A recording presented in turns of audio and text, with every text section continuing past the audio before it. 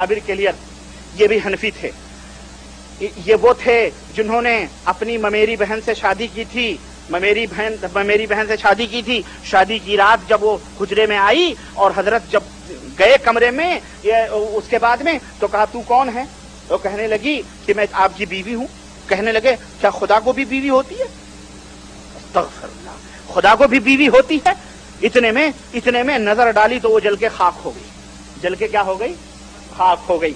हाँ सुनो, तज़किरे खलील जलील सवाने मखदूम पाक साबिर केलरी हाकिम अली पीरजादा ताज पब्लिशर दिल्ली की छपी हुई ये किताब कहते हैं कि कुतुबुल कि कलियर शरीफ के अंदर साबिर रहमतुल्लाह अलैह बड़े शौक और ज़ौक़ के साथ हर बात से बेफिक्र होकर रियाजत मुजाहिदा करने लगे। जंगल के जानवर परिंदों को उनसे बहुत उन्स हो गया। शेर नर उनके दरवाजे पर अपनी दुम से झाड़ू देता था।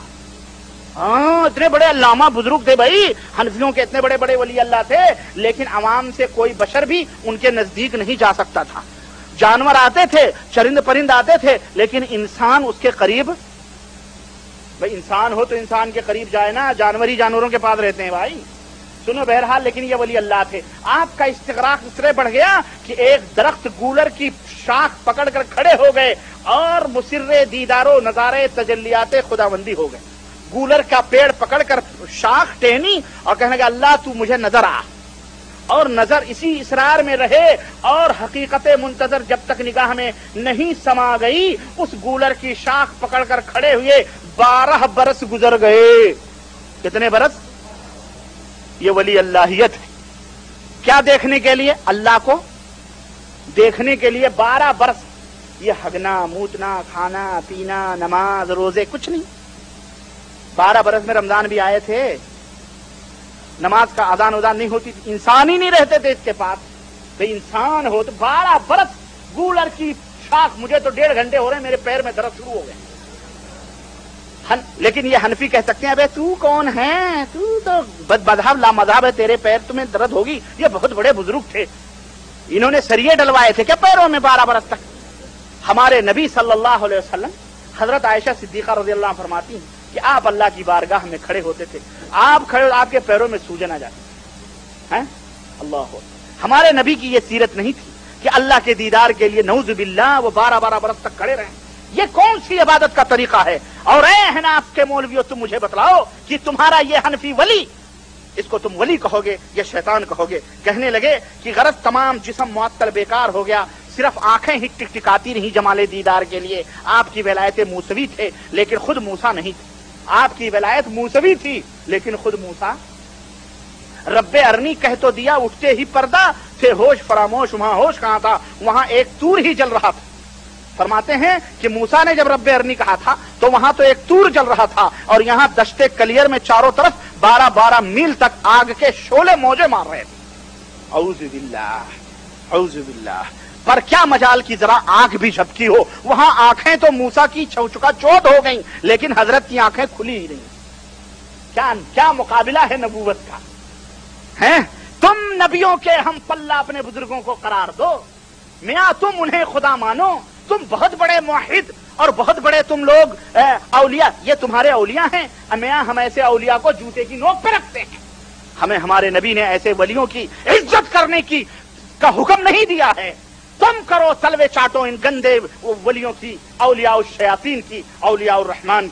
ये दोनों ये जब मर गए तो क्या हुआ? बड़े वाकयात हैं। ये जब मर गए तो क्या हुआ मालूम है? इनके बारे में मशहूर है कि इनके मुर्शिद ने इनके मुरीद ने पूछा कि हुजूर फना क्या है और बका क्या है? तो कहने लगे बताऊंगा तुझे। चुनांचे कहने लगे जब ये मर गए, इनकी तजहीज़ो और इस सिलसिले साबरिया के जो मुख्तदर उलमा है, कौन कौन है मालूम है? उलमाए देवबंद माजियात में रहे हैं। हजरत हाजी इमदादुल्लाह साहब मुहाजिर मक्की, जो अम्मा है सारे अहनाफ के, हमारे 19वीं सदी के जितने भी मौलवी हैं 18 सदी के, सारे उनकी अम्मा हैं, ये अब्बा हैं। ये हाजी इमदादुल्लाह मुहाजिर मक्की, आपने 14 बरस तक हजरत साबिर के दरबार में चिल्ला कशी की और आपके खादिम रहे। हाजी इमदादुल्लाह मुहाजिर मक्की, हुज्जतुल इस्लाम हजरत मोहम्मद कासिम साहब नानोतवी, कुतुबुल इरशाद इमाम रब्बानी मौलाना रशीद अहमद गंगोई, शेखुल हिंद मौलाना महमूद हसन साहब असीर माल्टा, हजरत मौलाना सैयद हुसैन अहमद मदनी, حضرت مولانا شاہ عبد الرحیم رائے پوری آپ کے خلیفہ کی زبانی معلوم ہوا کہ یہ بہت بڑے ولی. بہرحال کہتے ہیں کہ حضرت صابر کی تربت متبرکہ پر فاتحہ خوانی میں مصروف تھے یہ بزرگ کہ تربت اقدس سے آواز آئی، اندر سے قبر سے کیا آئی؟ آواز آئی کہ عبد الرحیم آپ نے کچھ دھیان نہ دیا، بلکہ فاتحہ عبد الرحیم کہتے ہیں آپ نے کچھ دھیان نہ دیا، فاتحہ میں مصروف رہے. دوسری مرتبہ بھی آپ کی آواز کی طرف متوجہ نہ ہوئی. تیسری مرتبہ پھر ارشاد ہوا عبد الرحیم تم کو ہی بلایا جا رہا ہے، اگر ہمارے دریائے فیض سے مستفیض ہونا چاہو تو جاؤ اور مولانا رشید احمد گنگوہی سے بیعت ہو جاؤ.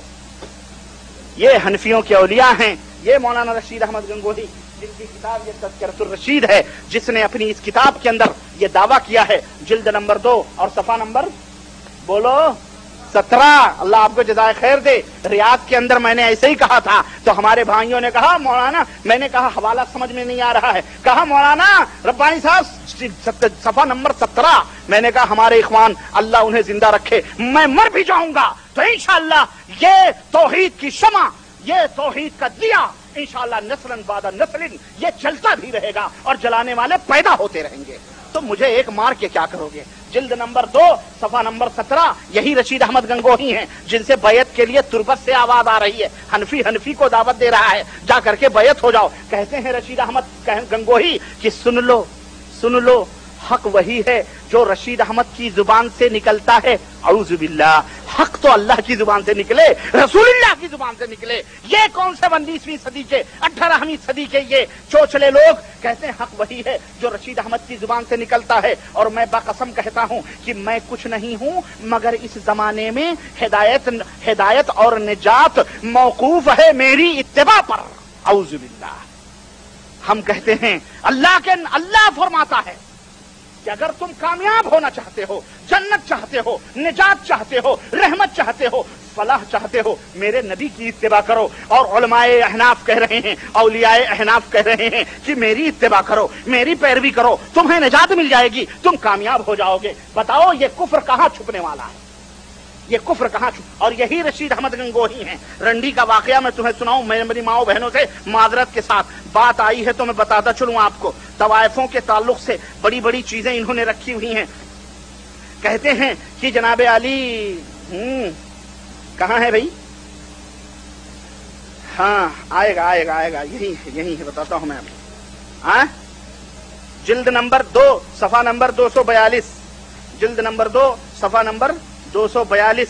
کہتے ہیں کہ ایک دفعہ حضرت نے فرمایا کہ حضرت حافظ میڈھو میاں جو تھے وہ ہمیشہ توحید میں غرق رہتے تھے. حافظ ضامن علی جلال آبادی سہارنپور میں ان کی بہت رنڈیاں مرید تھیں. ہاں اب پیر صاحب کی مریدنیاں کون بنتی ہیں؟ میں سمجھتا ہوں یہ ہمارے ہاں برا نہ لگے بات بڑی تلخ ہے، ساری کی ساری سب انہیں حنفیوں کی ہوتی ہوں گی. اور یہی لوگ نعوذ باللہ، معاف کیجئے گا، معذرت کیجئے گا، خود عرض کر رہے ہیں کہ حضرت ضامن علی جلال آبادی یہ توحید میں غرق رہتے تھے. توحید ہی مانتے نہیں تھے بلکہ توحید میں سراپا توحید تھے یہ. ہاں ان کا واقعہ ہے. کہتے ہیں کہ ایک بار ارشاد فرمایا کہ حافظ جلال آبادی سہارنپور میں بہت رنڈیاں مرید تھیں. ایک بار یہ سہارنپور میں کسی رنڈی کے مکان پر ٹھہرے ہوئے تھے. اس کو ٹھہرنے کے لیے بھی شریف لوگ نہیں مل رہے. ہاں سب مریدینیاں اپنے میاں صاحب کی زیارت کے لیے حاضر ہوئیں مگر ایک رنڈی نہیں آئی. میں دیکھو بعض لوگ کہتے ہیں کہ ربانی صاحب رنڈی بولتے ہیں، میں نہیں بول رہا ہوں، یہ سہارنپور کی زبان ہے جو میں استعمال کر رہا ہوں، لکھا ہوا ہے میں وہی پڑھ رہا ہوں. درپن جھوٹ نہیں بولتا ہے، شیشہ جھوٹ نہیں بولتا ہے. تو رنڈی نہیں آئی. میاں صاحب بولے فلانی کیوں نہیں آئی؟ حضرت کو سب پتا تھا. ہاں گن کے رکھے رہا ہوگا نا اس نے، کون آ رہی ہے کون نہیں جا رہی ہے. فلانی کیوں نہیں آئی؟